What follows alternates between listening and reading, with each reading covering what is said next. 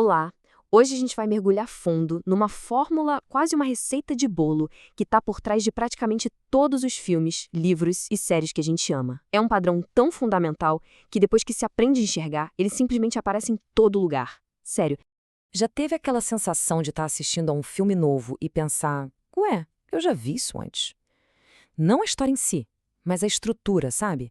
O esqueleto da trama. Parece familiar, não é? Pois é, pode acreditar. Essa familiaridade não é nenhuma coincidência. Para a gente começar a entender essa semelhança toda, vamos explorar justamente essa conexão quase mágica entre narrativas que, à primeira vista, não tem nada a ver uma com a outra. Pensa bem, o que uma garota de um distrito oprimido, uma menina levada por um furacão, uma jovem que cai na toca de um coelho e um fazendeiro de um planeta deserto têm em comum? Parece que nada, né? Mas a resposta está na estrutura, no DNA da jornada de cada um deles.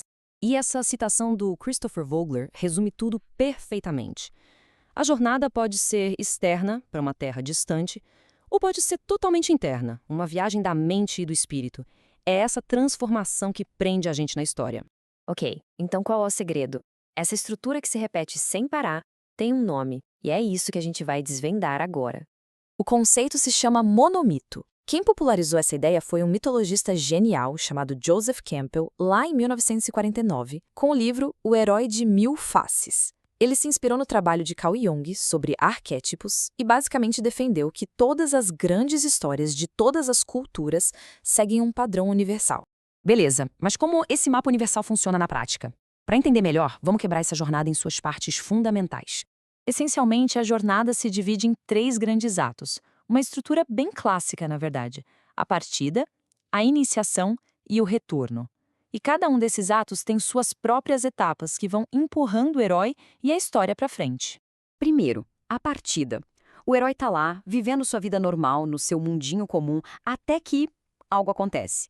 É o famoso chamado à aventura. Pense na Dorothy sendo arrancada do Kansas por aquele ciclone ou na Katniss se voluntariando no lugar da irmã. É o evento que vira a chave e bota tudo em movimento. Em seguida vem a iniciação. Agora o bicho pega. O herói entra num mundo novo e desconhecido, e é aqui que ele enfrenta uma série de desafios. É nessa fase que o personagem cresce, faz amigos, encara os inimigos e aprende as regras desse novo universo. É o coração da história. E, finalmente, o retorno. Depois de superar o desafio final, o herói volta para casa, mas ele nunca mais é o mesmo. Ele volta transformado, trazendo uma nova sabedoria, tipo um presente para sua comunidade. E agora ele consegue viver bem, tanto no mundo antigo quanto no novo. Mas uma jornada não é feita só de etapas, né? Ela é cheia de personagens que têm funções bem específicas e que se repetem sempre. São os tais dos arquétipos. E é importante entender, arquétipo não é um personagem engessado, um clichê.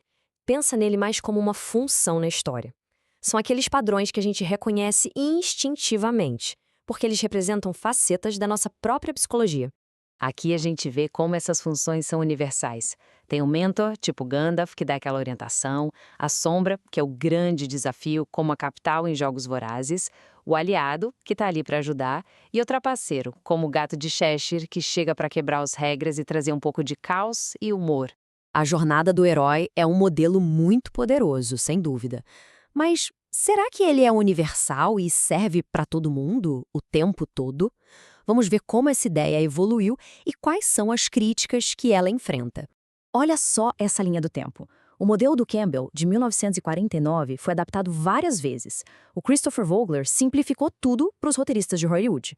Mais recentemente, o Dan Harmon, criador de Rick and Morty, destilou a ideia num formato perfeito para séries. E claro, com o tempo surgiram críticas bem importantes a esse modelo original.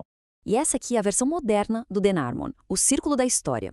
São 8 passos bem diretos, começa com você, o personagem, na zona de conforto, aí ele precisa de algo, então ele decide ir para um lugar diferente, lá ele vai procurar, até encontrar e pegar o que queria.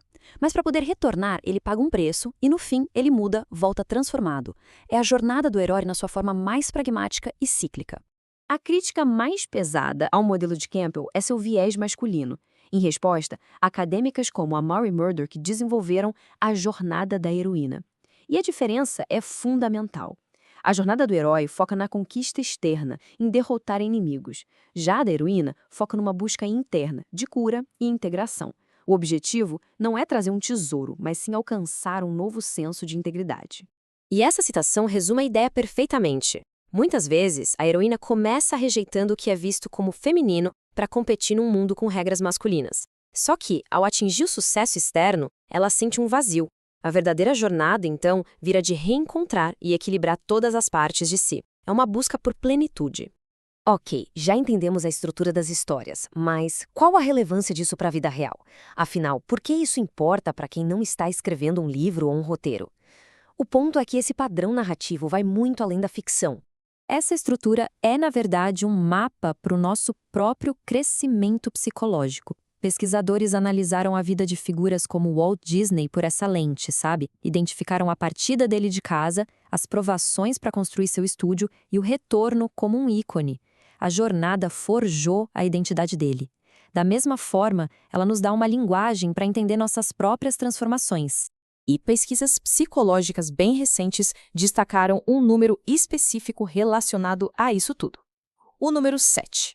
A ciência confirma. Um estudo identificou que aplicar 7 elementos da jornada à nossa própria vida pode aumentar nosso bem-estar e resiliência. Coisas como identificar um chamado à aventura num desafio, reconhecer quem foram os mentores que nos guiaram, ver os obstáculos como testes e, principalmente, reconhecer a transformação que a gente sofre no final. A ideia não é inventar uma história, mas reenquadrar a nossa, encontrando nela um propósito maior. E isso nos deixa com uma pergunta para refletir.